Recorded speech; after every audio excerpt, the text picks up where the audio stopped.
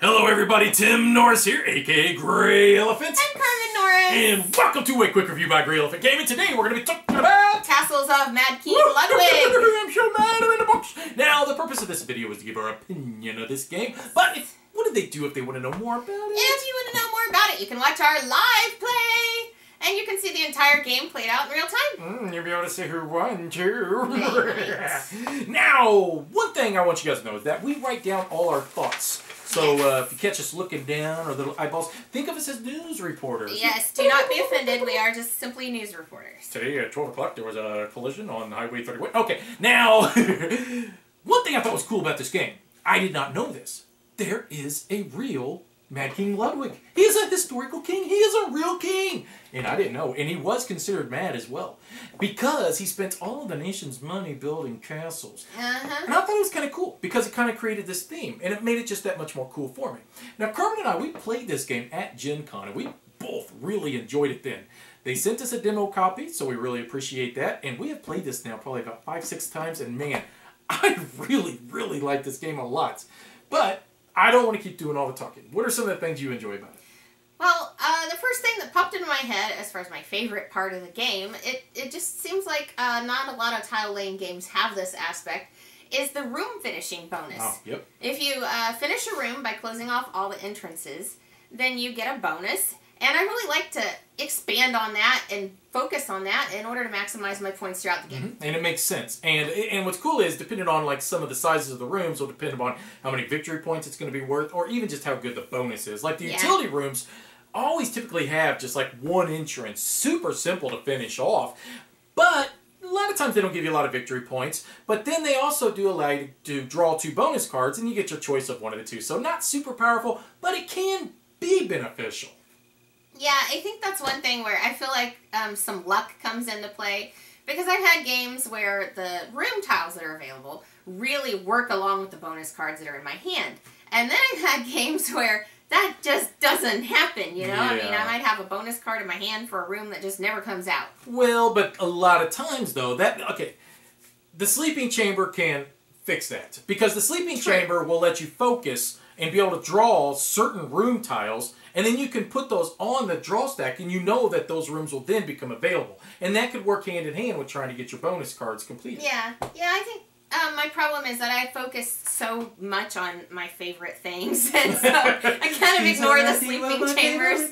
I like to finish off the outdoor areas, because when you finish off an outdoor area, $10,000!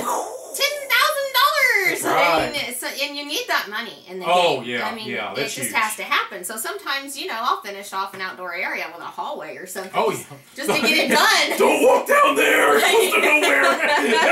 But I need the money! He is a mad king! And then there's living rooms, which those you can end up scoring huge if you set it up right, because you get to score the room all over again when it's finished. Oh yeah, big time, especially depending on what you surrounded it with, because then you get to score all those again as well. Crazy scoring. But you can't underestimate some of the other rooms as well. I mean, the food room will let you take a double turn, and even if you decide not to build that second action you can still turn, I pass and collect $5,000. I mean, that's great.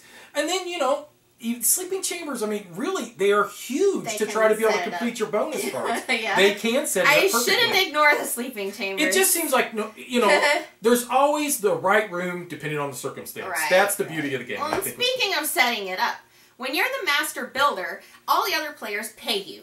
That's basically how you get money throughout the game. So when you're the master builder, you really have to pay attention to what rooms the other players need and how much money they have. Because if you make the rooms impossible for them to buy, you're not going to get any money from them. And you need the money.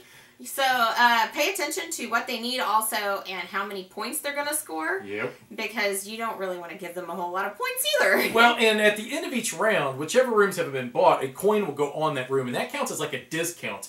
And the master builder gets to realign. Every round can say, well, yeah, maybe this room was only, $4,000, but now it's got $1,000 on it. Well, I'm going to make it worth, $6,000 now, make it a little bit more expensive, because that will give them a discount. So you don't want to give away rooms for free. And then the other thing you want to concentrate on is, what, specific types of rooms is the Mad King giving bonuses for? Yeah. Does he like circular rooms, square rooms? Does he like entertainment rooms? You don't want to just give that stuff away. I mean, that's points you're losing Right, there. so you want to move those up and make them a little more expensive. Money's money, but points are points. Well, let's just get into our conclusion. I'm just going to say, this has got to be my favorite tile laying game. Oh!